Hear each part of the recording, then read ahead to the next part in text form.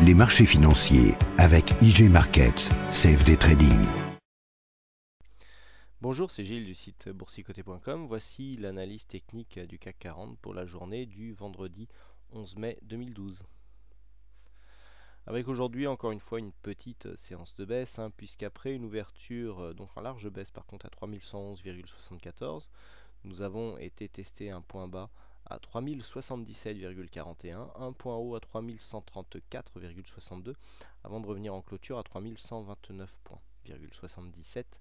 Le CAC perd, c'est vraiment histoire de dire, 0,01% sur cette séance, moins 0,4 points perdus par rapport au cours de clôture de la veille. Donc autant dire que le CAC finit inchangé, puisque il y a moins d'un point de différence donc, par rapport au cours de clôture d'hier. Donc d'un point de vue chartiste, on retrouve ici ce support que je viens de repositionner puisqu'il me paraît beaucoup plus significatif que le précédent qui était identifié sur 3060 points. Et donc on a encore une fois un troisième appui ici sur cette zone de support, mais on va voir que cette petite attaque ici peut changer beaucoup de choses par rapport à à la configuration technique de la veille.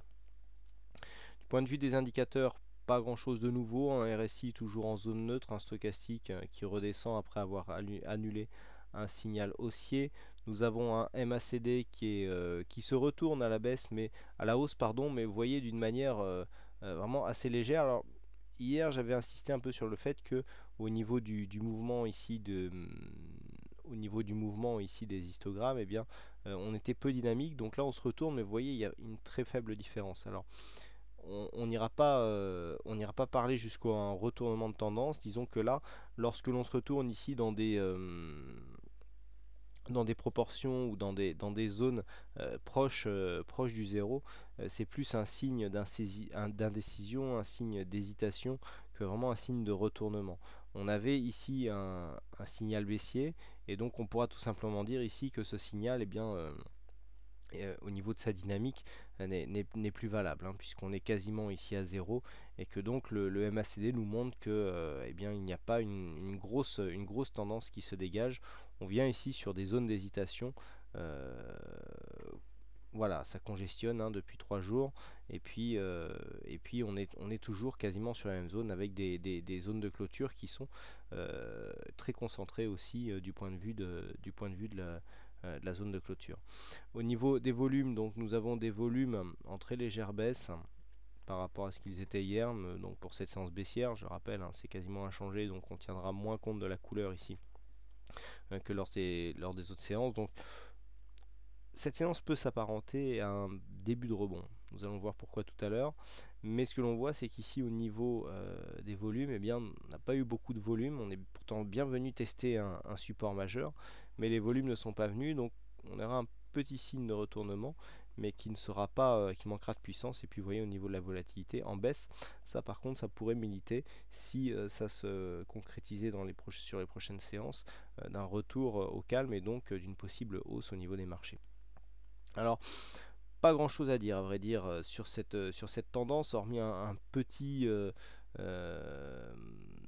On peut commencer à parler d'un petit retournement de tendance, tout simplement parce que nous sommes sortis ici de ce mouvement de trend, puisque vous voyez la résistance baissière ici qui était définie par plusieurs hauts de bougies, a cassé. Je vous avais dit qu'on était aux alentours des 3112 il me semble. Bon là on a 3114. Voilà, là on est revenu ici. Au début on a un peu descendu et puis on est revenu.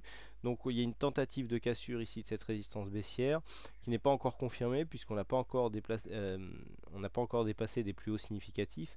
Il aurait fallu pour avoir un mouvement beaucoup plus clair venir dépasser cette zone ici 3148,50 sur le cash pour vraiment donner une impulsion nécessaire à nous créer un mouvement haussier relativement puissant, en tout cas assez pour être capable ici si les cours s'approchaient de cette résistance, de pouvoir nous créer une belle cassure.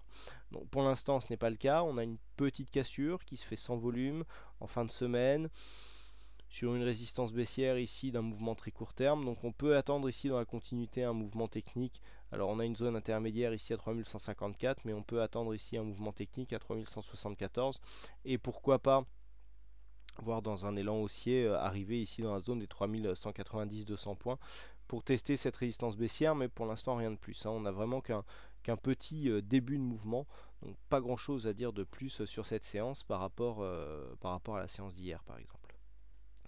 Comme nous sommes vendredi, je vous propose une vue hebdomadaire du CAC 40. Alors, on est toujours sur le même signal, hein. Rappelez-vous, on avait ici en début d'année cette belle tendance haussière. Je vous avais donné ici une cassure de tendance. On avait eu un retour sous le support comme une résistance, hein. On en a parlé des overlaps ce matin, mais ça peut en être un aussi. Un overlap s'entend plus normalement sur des zones horizontales, mais on voit qu'on retrouve le même genre de schéma sur des supports obliques. Donc là on a retrouvé la résistance, et puis lorsque l'on s'est écarté, donc un des 7 bougies, je vous avais dit que nous étions ici dans une phase de consolidation qui serait confirmée en cas de cassure ici les 3412, et bien c'est bien ce qui est arrivé. Et donc la bougie du jour est très intéressante puisque je pense que vous vous rappelez, nous avions tracé ici ce petit support en vous disant que du point de vue de son placement, il était peut-être perfectible puisque nous n'avons que 2 points de référence. Et vous voyez que eh bien, le plus bas eh bien, est venu s'appuyer juste sur ce support. Donc c'est très intéressant puisque la bougie en fait s'est restée située entre la résistance baissière ici qui guide la tendance moyen terme et donc le support haussier, mais qui a des points de référence plutôt longs. Donc je dirais que c'est une de ces deux zones qu'il va falloir tester pour confirmer ou infirmer la tendance. À savoir que si on confirme ici une cassure de ce support, eh bien on confirme la tendance, on enfonce les 61,8. Alors j'attire votre attention sur le fait que le 61,8 n'a toujours pas été cassé en clôture.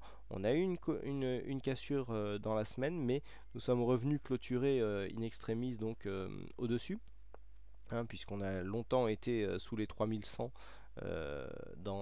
pendant cette séance. Donc là on est venu clôturer au-dessus. Donc on est toujours entre deux eaux. Donc une possible cassure ici de la zone qui se situera la semaine prochaine, la 3090, nous donnerait un signal baissier à double titre, à savoir que premier titre, eh bien, nous cassons ce support haussier, et deuxième chose, nous cassons encore un peu plus le retracement des 61,8 qui représente ici 61,8%, un retracement de ce mouvement direct, hein. Donc le fait que l'on vienne buter ici, c'est pas anodin, c'est que normalement 50-61,8 est une zone de retournement, et si le 61,8 est cassé, eh bien l'objectif devient du coup les 2793.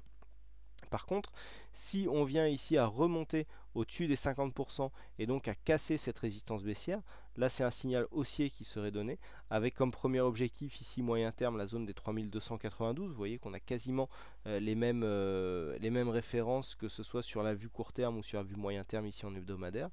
Et donc nous avons en cas de cassure ici un objectif immédiat à 3290 points, qui sera un test assez important pour réorienter ou pas la tendance. Donc ça sera ici cette zone qu'il faudra surveiller en cas de cassure, donc la semaine prochaine, des 3180 points, qui correspondent approximativement ici à la zone sur laquelle passe la résistance baissière.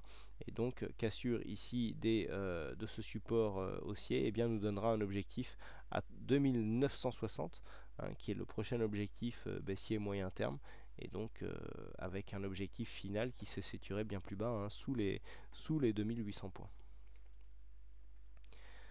Voilà ce que l'on peut dire donc sur cette analyse technique. Donc comment jouer la séance lundi, hein. Donc comme je vous le disais ici, si on confirme la cassure ici des 3130, eh bien on ira vraisemblablement vers les 3174 points pour aller tester ici la résistance baissière.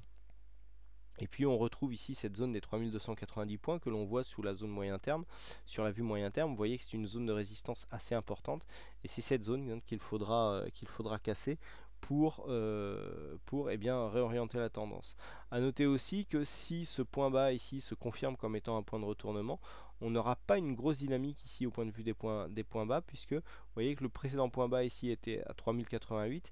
Ici nous avons un point bas sur cette bougie là qui se situe à 3073. On a simplement 15 points entre les deux, et donc par rapport à ce qui se faisait avant où on avait une centaine de points, et bien là la dynamique semble moins forte. Donc il faudra surveiller cela.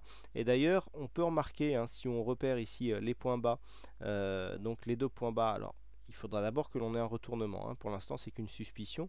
Mais vous voyez que si on affiche le stochastique, eh bien, nous avons ici une zone de point bas qui se situe ici, une zone de point bas qui se situerait là. Donc on aurait des points bas qui montent pour des cotations avec des points bas qui descendent, certes même si ça descend légèrement, mais ça descend quand même, et donc on aurait une divergence haussière qui serait un des premiers signes d'un possible retournement ici court terme de ce mouvement, hein, même si le mouvement ici est entamé court terme, je dis, mais même si le mouvement est entamé depuis le 16 mars, mais c'est quand même, on est ici sur un mouvement qui en quelques jours peut réorienter le fond de la tendance.